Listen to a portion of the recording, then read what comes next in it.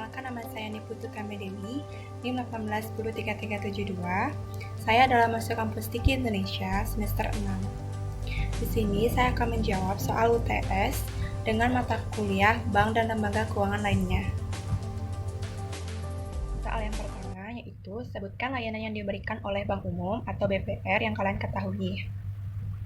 Layanan yang ditawarkan oleh Bank Umum yaitu yang pertama, bank menyediakan layanan tabungan atau simpanan, baik berupa uang maupun barang, dan surat berharga. Yang kedua, bank sebagai lembaga keuangan dapat memberikan pinjaman kredit kepada individu maupun lembaga.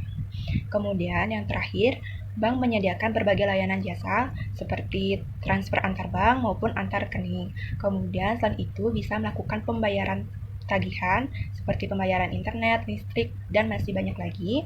Untuk layanan jasa ini dapat dilakukan melalui bank.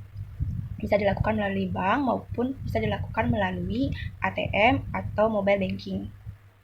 Selanjutnya, untuk layanan yang ditawarkan oleh Bank BPR yaitu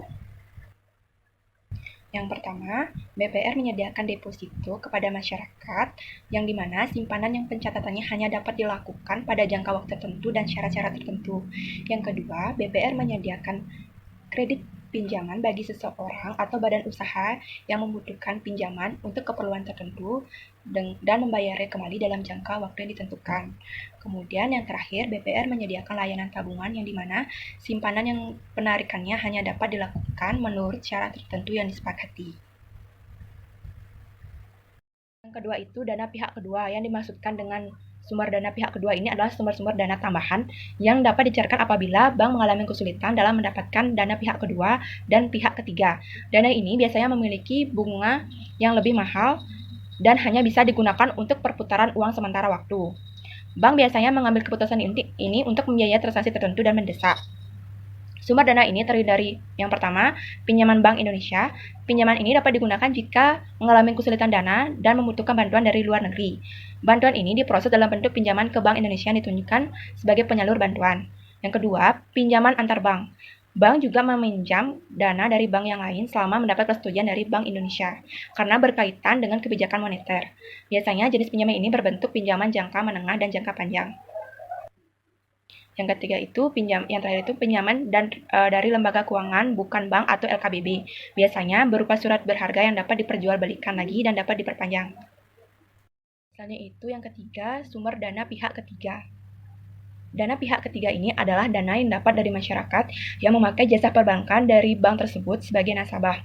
Bank ini bisa menawarkan berbagai pilihan simpanan dengan bunga atau fasilitas yang menarik agar masyarakat percaya dan akhirnya mau menggunakan produk-produk dari bank tersebut. Adapun jenis-jenis dana ini dapat dikelompokkan menjadi 3 bagian besar, yaitu simpanan giro atau demand deposit, yaitu simpanan yang bisa ditarik setiap saat selama saldo masih mencukupi dengan batas penarikan yang sudah ditetapkan. Kemudian yang kedua itu simpanan tabungan atau saving deposit. Simpanan tabungan ini biasanya digunakan untuk bentuk investasi yang penarikannya hanya bisa dilakukan setelah melewati jangka waktu yang telah ditetapkan dan disepakati oleh pihak bank. Yang ketiga itu adalah simpanan deposit atau time deposit. Deposito ini adalah bentuk simpanan dengan bunga tertentu yang ditawarkan oleh bank nasabah, diharuskan menyetor dana dengan jumlah minimal tertentu dan hanya bisa ditarik setelah melewati jangka waktu yang telah disepakati. Selanjutnya, pertanyaan nomor 3, jelaskan secara ringkas bagaimana bank mengalokasikan dana. Pengalokasikan dana adalah menjual kembali dana yang diperoleh dari penghimpunan dana dalam bentuk simpanan. Dengan tujuan, bank dari pengalokasian dana ini adalah memperoleh keuntungan semaksimal mungkin. Dalam mengalokasikan dana, dan pihak perbankan membaginya ke dalam presentasi-presentasi tertentu sesuai dengan kondisi yang terjadi dalam perekonomian pada saat ini. Jenis-jenis alokasi dana bank, yang pertama yaitu primary reserve atau cadangan primer. Prioritas utama dalam alokasi dana ini adalah menempatkan dana untuk memenuhi ketentuan yang ditetapkan Bank Indonesia. Dana akan dialokasikan untuk memenuhi ketentuan likuiditas wajib minimum atau disebut juga giro wajib minimum karena penempatannya berupa giro bank umum pada Bank Indonesia. Yang kedua, secondary reserve atau cadangan sekunder. Prioritas kedua ini dalam alokasi dana banknya adalah menempatkan dana ke dalam non-cash liquid asset atau aset liquid yang bukan kas yang dapat memberikan pendapatan setiap saat yang dijadikan uang tunai tanpa mengakibatkan kerugian pada bank. Yang ketiga, loan portfolio atau kredit. Prioritas ketiga dalam alokasi dana bank ini adalah penyaluran kredit. Alokasi dana memperhatikan ketentuan-ketentuan yang ditetapkan Bank Sentral atau Bank Indonesia sebagai pembina dan pengawas bank umum. Penentuan besar volume kredit dipengaruhi oleh ketentuan-ketentuan tertentu. Yang keempat, portfolio investment. Alokasi dana bank ini adalah dana sisa atau residual fund setelah penanaman dalam bentuk pinjaman atau kredit telah memenuhi syarat, kriteria, atau target tertentu.